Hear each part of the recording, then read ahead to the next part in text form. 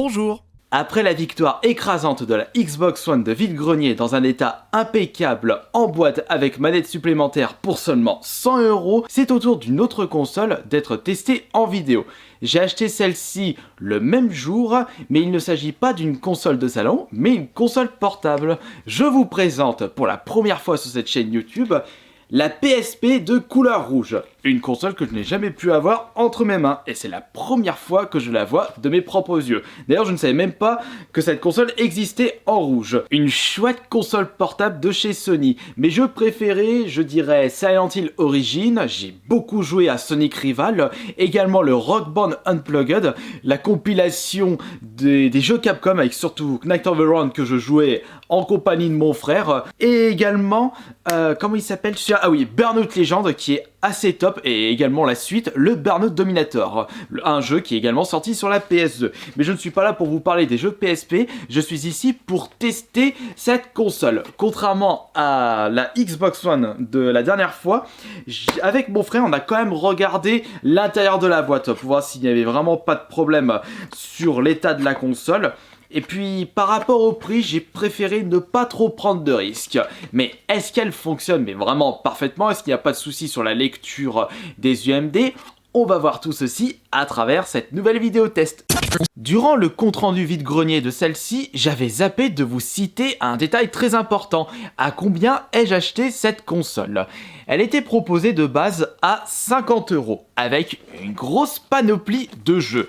Des jeux de catch, ainsi qu'un jeu que je n'ai jamais fait, un petit Star Wars, un jeu de moto, un GTA, un Dragon Ball.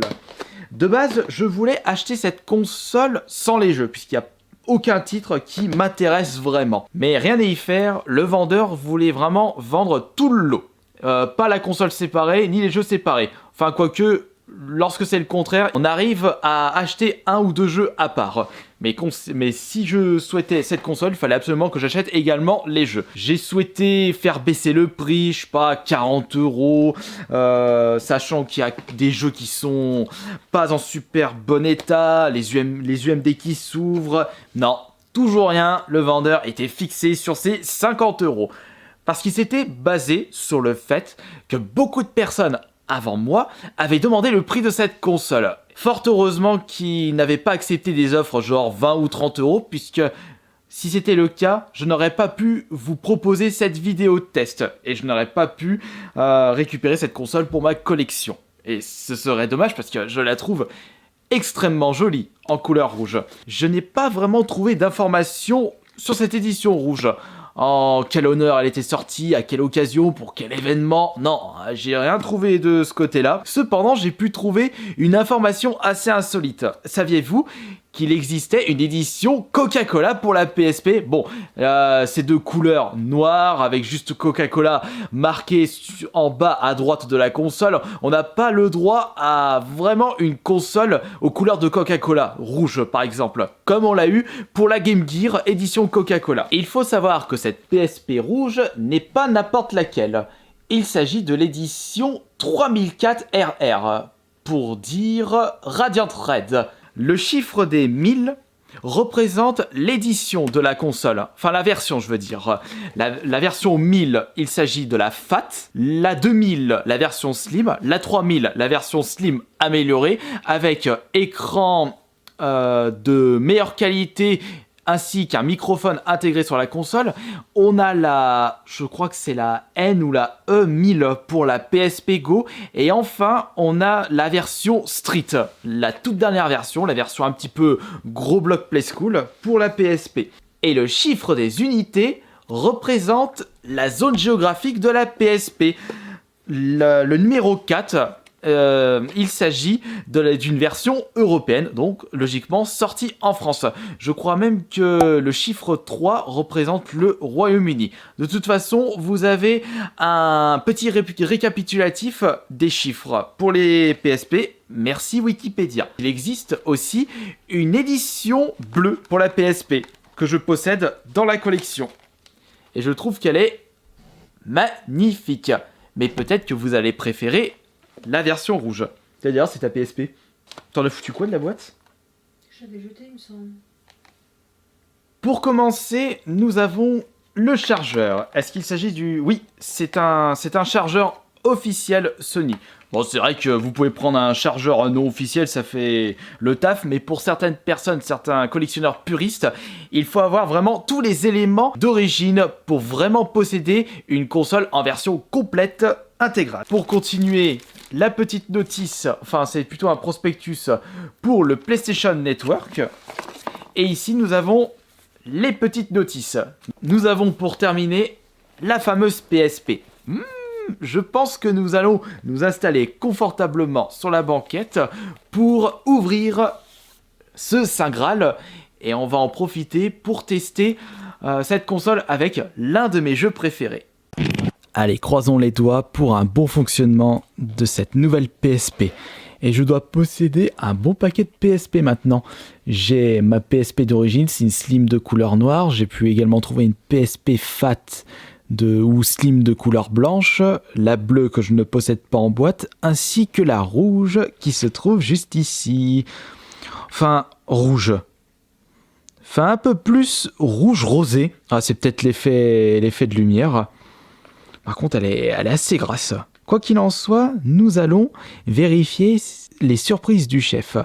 Et nous pouvons avoir jusqu'à 2 surprises du chef. Un jeu et une carte mémoire. Je vais quand même regarder sur la sacoche s'il n'y a pas quelque chose. Regardez-moi cette grosse capote. C'est peut-être pour ça qu'elle est toute grasse. Oh, mais comme ça sert à rien. Oh, bah après, si la personne était assez soigneuse, elle était peut-être soigneuse jusqu'au bout. Alors, commençons par la première surprise du chef. C'est-à-dire, y a-t-il un jeu intégré? Je ne pense pas parce que je trouve que le poids de cette console est assez légère. Ouais, bingo. Il n'y a pas de jeu à l'intérieur. Bon, après tout, c'est pas grave, puisque j'ai quand même pu récupérer une petite dizaine de jeux. Et voyons voir la deuxième surprise du chef, la carte mémoire. Et il y en a une. Hurrah!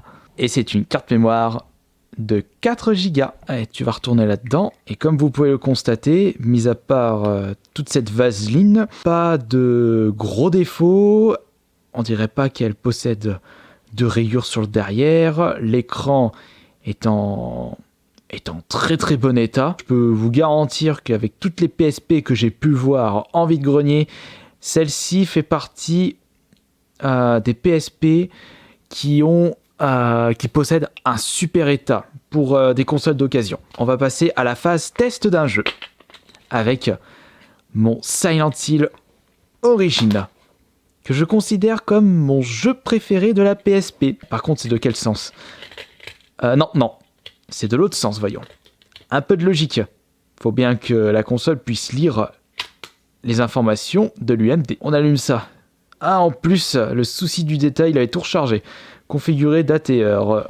Ouais, bah, moi, je m'en fous de la date et l'heure. Ah, zut, c'est flou. Vous allez pas pouvoir profiter de l'écran. Je vais éteindre la loupiote. Vas-y, fais péter le son. Oh, ça faisait longtemps que j'ai pu pris une PSP de mes mains. Si vous désirez un des meilleurs jeux de cette console, prenez celui-ci. Bien entendu, jouez avec un casque pour plus de sensations.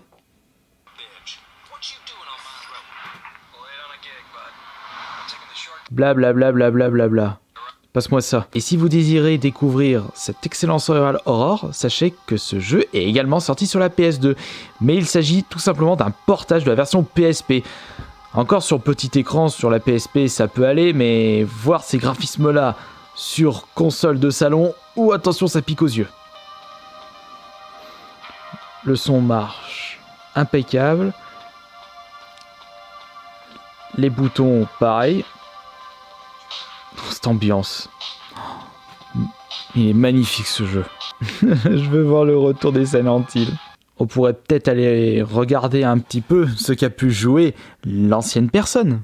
Memory card, aucun jeu disponible. Ah, il a vraiment eu le souci du détail. Il a carrément tout effacé ce qu'il y avait dans la carte mémoire. Et ça, c'est une très bonne idée. On peut clairement dire que c'est une nouvelle victoire.